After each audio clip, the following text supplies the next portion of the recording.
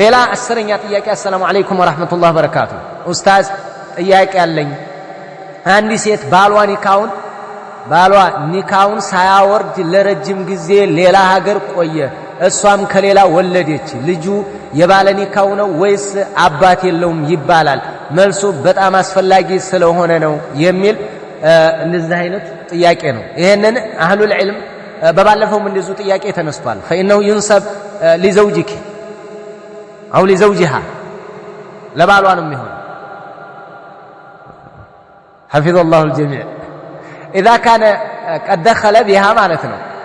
አንድ ሴት አገባች ግንኙነት አደረጉ ከባሏ ጋር ሄደ ወይ አረብ ሀገር ሊሄድ ይችላል ወይ ወደ ሌላ ሀገር ሊሄድ ይችላል ሀበሻ ሆና እሱ ሄደ በሄደበት ትንሽ ቆይታ ወይ አመትም ቆይታ ይሁን 6 ወር ቆይታ እርግዝና በቅቤል ይሄ ዲቃላ ነው ይባላል አይባልም أن المرأة إذا صارت فراشا للزوج بعقد النكاح والدخول بها فإذا أتت بولد فهذا الولد ينسب لزوجها يبالوا لجنو مكنايتهم 4 ዓመትም ይሁን 5 ዓመትም ይሁን እሆድ ውስጥ የመቆየት አቅም አለው ይላሉ አህሉል ዒልም ሲናገሩ እሱ ጋር ግንኙነት አድርጎ በሄደች በ7 ወሯ ገና እርግዝና ታየ ገና አሁን እንትን እኮ ግንኙነት እኮ አድርጋለች ከሌላ ወንድ ጋር ልጁ ነው ከሌላ ወንድ ጋር እንደ ዲኤንኤው ቢታወቅ ራሱ ወደሱ ነው የሚነሰበው ነው የሚሉት በሕክምና ሙያ ተጣርቶ ራሱ ዲኤንኤው የእንትና ነው የከልየ ነው ቢባል እንኳን ዲኤንኤያቸው ቢገጥም እንኳን አልወለዱ ለልፍራሽ ወለልዓሂር الحجر ይሄን የተባለው ስለዚህ ያባቱ ነው وقد سئل الشيخ ابن باز رحمه الله عن امرأة متزوجة ولها 3 أطفال አንድ ሴት አግብታ 3 ህፃናትን ወልዳለች አሏቸው وحملت بالطفل الرابع አራተኛውን አረገዘች ሲፋሃል በዝሙት ነው ያረገዘችው ታውቃለች ይሄን فهل يجوز لها أن تجهض الجنين ጽንሱን ታስወርደው እንዴት ነው ያሸኻሏቸው ወይንስ ታንከባክባ ይወለድ ዝም ብሎ وإذا احتفظت به فهل تخبر زوجها أم لا ዲቃላ ነው ከዲቃላ ነው የወለድኩት ብላሽ ትንገረው ሐቁን ታፍርጠው ወይ ታስወርደው ወይ ልጁ ይደግና ተናገር ምን ይሻላታል አሏቸው ምንድነው የሚወጅብባት ብለው ሲጠይቋቸው لا يجوز لها إجهاض الجنين ጽንስ ማስወረድ አይፈቀድም ተውለድ الواجب عليها التوبة ወደ አላህ ትመለስ ሚስጥሯን አታውጣ አትዘርግፍ ለሌላ አታውራ والولد لاحق بالزوج ልጁ የባሏ ነው የኒካው ባለቤት ነው ልጁ لقول النبي صلى الله عليه وسلم الولد للفراش وللعاهر الحجر أصلح الله حال الجميع ለፍራሹ ባለቤት ያ ማለት ለባል ማለት ነው ልጁ ለባል ነው وللعاهر أي للزاني ለዝሙተኛው الحجر ድንጋይ ነው የሚገባው ስለዚህ ይሄ ነው ብለው በዝፍርድ የሰጡበት ሁኔታ ነው ያለው وبهذا افتى علماء اللجنه الدائمه للافتاء ስለዚህ ልጁ አይ አመት እኮ ቆይተዋል ቢባልም እንኳን ልጁ የመቆየት አቅም አለው ጽንስ ይቆያል እስከ 10 ዓመት ራሱ ይቆያል የሚሉ አሉ አንዳንድ ከዑለማዎች ስለዚህ ይችን ሐዲስ ይዘው የጠቆሙብን ሁኔታ አለ አህሉል ዒልም አሬ ወለድ እኔ ከመጣሁ 6 ወሬ ነው ዛሬ ታዲያ እንዴት ሆነሽ አረገሽ ደግሞ ከየት አመጣሽው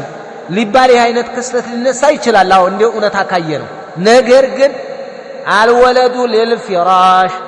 ወለልዓሂር الحجر እሱ ነፊ ካደረገ ነፊ ይደረጋል በሙላዓና አላቀው እኔ ልጅ አይደለም ብሎ ሙላዓና ካደረገ ከዝሙት ነው ያመጣችው ብሎ ሙላዓና ካደረጋት ልጁን ነፊ ካደረገው አደረገ ነገር ግን አባትየው ዝም ካለ ዝም ነው ይሄ ነው ያለው ان الراجح هو عدم صحه النسب من الصفات ለዛንኛው አይሆን ለዚህም ነው ዑለማዎች ሲጠይቁ ይጠይቃሉ ሴትየዋ ምንድናት ነው የሚሉት አንድ ሴት በዝሙት አረገዘች ይሏቸዋል ቆይ ያገባች ናት ወይንስ ያላገባይ ላጤናት ይባላል ኧረ ትዳር ያላት ናት ሙተዘውጃ ናት فكل ولد تأتي به حينئذ انما ينسب للزوج يبالوا የወለደች ሁሉ የባሏ ሱብሃንአላህ አላህ ይጠብቀን እንጂ ማለት ነው የወለደች ሁሉ የባሏ ነው ባልዮ ምን እስካላደረገ በሙላዓና ውድቅ እስካላደረገው ድረስ በዚህ ነው አሉ ትዳር የላትም አዎ የላትም ትዳር የላትም አዎ ትዳር ከለላት አልወለዱ للفراش አይባል ፍራሽ አይደለች እሷ ስለዚህ فاذا جاءت بولد من الزنا فقد اختلف العلماء في نسب هذا ለአባቱ ይነሰባል ትዳር ከለላት ያንኛውማ አባቱ ነው ተባለኮ ትዳር ያላት ሴት ከወለደች የባሏ ነው ትዳር የሌላት ላይ ነው ዑለማዎች ተخلፉ ትዳር የሌላት ሴት ዝሙት ሰርታ ዲቃላ ስትደቅል ያ ልጅ ወደ አባቱ ይነሰባል አይነሰብም ነው ብዙ ዑለማዎች ወደ አባቱ ይጠጋላሉ ወደ አባቱ ይጠጋል ያባቱ ልጅ ነው አሉ ሌሎች ደግሞ ያባቱ ልጅማ አይሆንም እንደዛ አይነት የለማ ይሄ ነው ምክንያቱም ወለልዓሂሪ الحاجر ነው በሲፋህ መዘመድ የለም ያባቱ አይደለም ولو بلغ القطع بأن هذا الولد لذلك الزاني المعين አይባል حتى راسه علماءዎቹ ያሉትን ማለት ነው ولو بلغ القطع بأن هذا الولد لذلك الزاني المعين درجة اليقين ቢደርስ እንኳን ይሄ በዲኤንኤ ተመርምሮ እንደው ልጅ ነው ቢባል እንኳን ልጁ አይሆንም ለምን ትዳር የሌላት ሴት ናት ስለዚህ ልጁ ፋጡማ ከሆነች ወለደችው ወይ አብዱላህ ፋጡማ ይባላል እንጂ አብዱላህ ኢብኑ ፋጡማ ይባላል እንጂ ወደ አባቱ አይነሰብም የለም አብዱላህ ኢብኑ አብዱላህ ተለዋል ወይንም መሐመድ ኢብኑ ወይንም አህመድ ኢብኑ አብዱላህ አባቱ ማን ነው አብዱላህ በቃ ያ የሆነ አላህ ባሪያ ምክንያቱም የሆነ ሰው ልጅ ነው جاء في فتوى اللجنة الدائمة الصحيح من أقوال العلماء بالفتوى الدائمة أن الولد لا يثبت نسبه للواطئ ግንኙነት ላደረገው ዝሙን ለሰራው ሰውዬ በፍጹም ወደ እሱ አይጠጋም إلا إذا كان الوطء مستندا إلى نكاح صحيح ወይ صحيح የሆነ ኒካህ ወይ በሹብሃ ለምሳሌ እስከዛሬ አሁን ታሪክ ሶላት ተጋብተው የወለዱት አለ ዲቃላ ይባላል ለምን ሹብሃ አለባቸው ኒካሁ ላይ ትክክል መስሏቸው ነበር አሁን አትጋቡ ነው የምንለው ካሁን በፊት ግን አያውቁትም ወይ የሆነ በትክክል ኒካህ መስሏቸው በቤተሰብ አሁን የሚታሰር ኒካህ አለ የሆነ የተበላሸ ብትደግመው እንኳን ልጆቹ ምን አይባሉ ኒካሁን ጀድዱት ቢባልም እንኳን ልጆቹ ዲቃላ አይባሉ ለምን ኒካህ ተብለው ነው የተበላሸ ኒካህን ፋሲድ ከሆነ ምን አስልህ ጭራሽ አሁን አምስተኛ ሴት አግብቶ ስድስተኛ ሴት አግብቶ ከሆነ ከባድ ነው ከዛ ውጭ ግን ለተለያየ ሹብሃ ኑሮበት የተወለደ ልጅ ወደ አባቱ ይጠጋል ዲቃላ ይባላል ከዛ ውጭ ግን ንጹህ ዲቃላ ፍሬንድናት ምንድነው ቦይፍሬንድ ገርል ፍሬንድ ተባብለው የደቀሉት ልጁ አይደለም ቢያረግዙ እንዲያታገባ ኒካህ ቢያደርጉ ከባድ ነው አደጋ ነው ይበላሻል ኒካህ አይሆንም ነው የሚሉት ዑለማዎች ከወለደች በኋላ ልጁ ከተወለደ በኋላ ነው እንደገና ማግባት ያለባት አይቻልም አርግዛ እረህን ጊዜ ቶሎ ተደበቁ የሚባልበት አለ አሻ ስለዚህ በዲቃላ የተወለደ ልጅ ለአባቱ ልጅ አይባልም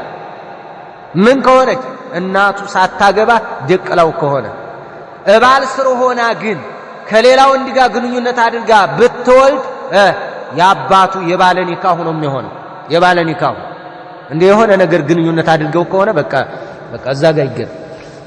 እንደው ሸሪዓ ምን ያክል ጥረት እንደሚያደርግ ወላሂ እንተንን የመጠበቅ ማለት ነው